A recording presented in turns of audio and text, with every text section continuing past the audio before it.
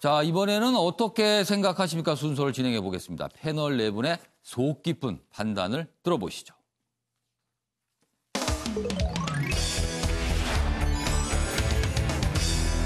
자, 오늘 어떻게 생각하십니까? 주제는 김원봉 독립유공자 권고 논란입니다. 지금 뭐 이 상태, 이게 여론이 아마 이제 수렴이 되고 반영이 되고 아마 이런 사안이 될 것 같은데 일단 저희가 기사를 좀 소개해 보고요. 그리고 그동안 네 분 패널께서는 이거에 대한 의견을 좀 적어주시기 바랍니다. 기사 보시죠. 한국일보입니다. 북한 고위직을 지낸 의열단장 김원봉. 뭐 영화에도 등장을 했습니다. 여기 보면 일제강점기를 배경한 영화에 종종 등장하는 인물입니다. 김원봉 독립유공자 서운 권고 논란이다. 이렇게 제목이 돼 있습니다. 여기 보시면요. 국가보훈처의 보훈혁신위원회라는 조직이 있는데요.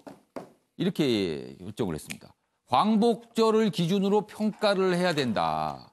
그러니까 여기 내용이 있습니다. 이거 자세한 내용을 아마 보셔야겠 텐데요. 여기부터 보시죠. 여기 보면 독립운동사에 뚜렷한 족적을 남겼지만 현행법상 북한 정권 수립에 공헌한 이력 탓에 서운을 받을 수 없는 상태입니다. 지금은요.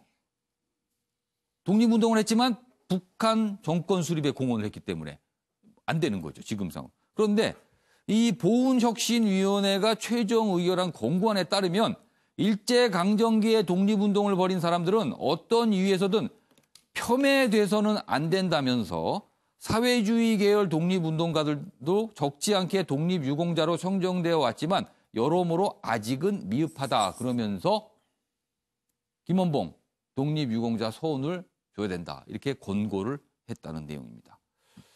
여기 좀 보시면 뭐 이제 이런 권고에 대해서 보훈처는요. 여론을 수렴한 뒤 결정하겠다. 이런 입장을 보이고 있고요. 그리고 현재 규정상 북한 정권 기여 인물은 독립유공자가 될 수가 없습니다. 그런데 이제 요거 현행 규정과 다른 권고가 나온 거라서 지금 논란이 되고 있다. 이런 내용입니다. 자, 보훈처가 여론을 수렴한 뒤 결정하겠다고 했습니다. 오늘 나와 계신 네 분의 패널께서 여론을 좀 설명해 주십시오. 각자의 의견은 어떠신지. 먼저 김창윤 교수부터 들어보겠습니다. 지금 시간이 빨리 가서 한 1분 정도씩만 발언을 해 주셨으면 감사하겠습니다. 저는 현행 기준을 지금은 존중해야 된다. 그리고 미래의 일은 미래의 세대, 미래에 맡겨야 된다. 이런 입장인데요. 왜냐하면 지금 남북 관계가 개선되고는 있다고는 하지만 아직 종전선언이나 평화협정이 체결된 것도 아니고 이런 와중에서 그 북한에서 북한 정권의 기여를 어떤 식으로 했는지 그런 부분도 아직 정확하게 밝혀지지 않았는데 미리 그런 기준을 허물고 그런 사람들을 넣기 시작하면 엄청난 많은 사람들이 나타날 텐데 저는 이런 부분이 앞으로 평화협정 이후에 남북 공동조사단이 구성돼서 종합적인 평가가 나와야 논란이 적다. 왜냐하면 독립운동도 하고 이 친일 인사라고 했던 사람들이 친일 인사 한동안의 문제 때문에 재평가가 됐기 때문에 이 부분은 미래 세대에 남겨야 된다. 지금 빠르다. 이런 걸 지금 논의할 때는 아니다라고 입장이시네요. 자, 반면에 지금 네 분 쓰신 걸 보니까 신장식 변호사께서는 약간 의견이 다르신 것 같아요. 네, 저는 만시지탄이라고 생각하고요. 우리 헌법 전문 대한민국은 대한민국 임시정부의 법통을 잇고 있다라고 되어 있습니다. 그리고 김원봉 선생은 대한민국 임시정부의 군무부장, 광복군 부사령관을 지내신 분입니다. 대한민국 임시정부의 법통을 잇고 있는 대한민국 정부가 아직까지도 김원봉 선생에게 서훈을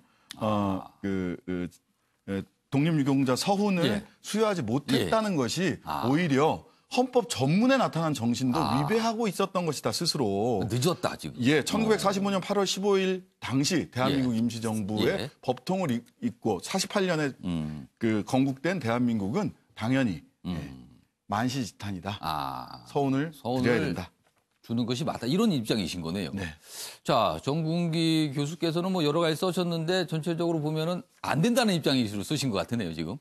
한 국가의 그 보훈이나 서훈 체계는 기준과 원칙이 있어야 됩니다. 이게 정권에 따라서 흔들리고 뭐 여론을 따라가고 이러면 안 되는 거거든요.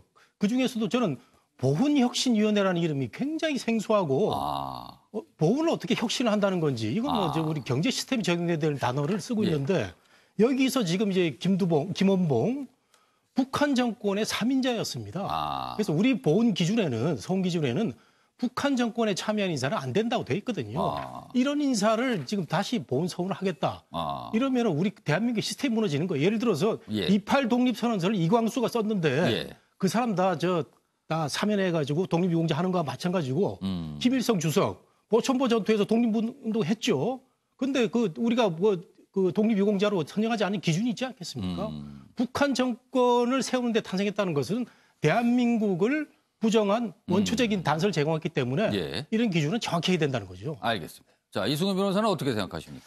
일단 독립운동을 했다는 것, 그리고 그것에 대한 국가유공자인 판단 기준은 저희 광복절인 1945년 8월 15일이 맞다고 봅니다. 그래서 사회주의 운동을 했다는 이유만으로 국가유공자에서 배제되는 것은 부적절하다고 보여지지만 일단은 현행법상 이런 활동이 굉장히 중요하고요. 두 번째는 저희가 광복이 45년 8월 15일 그리고 한국전쟁이 1950년 6월 25일입니다. 근데 이 김원봉 선생이 월북한 건 1948년이에요. 월북한 이후에 한국전쟁이 일어났고 우리 국민들이 수많은 사상자를 냈거든요. 피해를 본 거죠. 그렇다면 김원봉 선생이 북한에 넘어가서 북한으로 월북해서 무엇을 하셨는가? 한국 전쟁에 어떤 기여를 하셨는가? 굉장히 이 부분은 판단하고 넘어가지 않을 수 없는 거고요. 따라서 이런 부분들이 앞으로도 고려되어야 한다. 좀 더 고려를 좀 해야 될 사안이다 이렇게 보시나요? 네, 그렇습니다. 오늘 네 분 의견이 여러 가지 의견이 있네요. 보훈 쪽에서 여론을 수렴한다 그러는데 오늘 일단 수렴을 하셔서 고민 좀 해봤으면 좋겠습니다. 자, 마지막 기사가 될 것 같은데요. 보겠습니다. 자, 한국일보 기사인데요. 어제 청와대에서 문재인 대통령과 혁신 벤처기업들이 간담회를 했습니다. 1세대 벤처기업인 등등이 참여했는데요. 이런 말이 기업인들 사이에 나왔어요. 국내 기업 역차별을 좀 해소해달라. 그리고 정부가 좀 스마트해졌으면 좋겠다. 이 말은 기업은 스마트하게 움직이고 있는데 정부는 스마트하지 않다는 얘기가 되네요. 이런 질타를 했는데 문재인 대통령이 내용을 듣고 뭐 여러 가지 인전 말도 않았다. 그 소식을 한국일보가 전하고 있습니다. 역차별을 좀 해소했다. 이런 내용이군요. 알겠습니다. 자, 마무리하겠습니다. 윤한덕 중앙응급의료센터장, 그는 세상을 떠나면서 이런 질문을 우리에게 남긴 게 아닐까 합니다. 언제까지 개인의 헌신과 안간힘에 의존해 사회가 굴러가야 하느냐고 말입니다. 이제 우리가 그 질문에 답을 찾아야 할 때가 아닌가 싶습니다. 아침의 매력 위에 오늘은 여기까지입니다. 시청해주신 여러분 고맙습니다.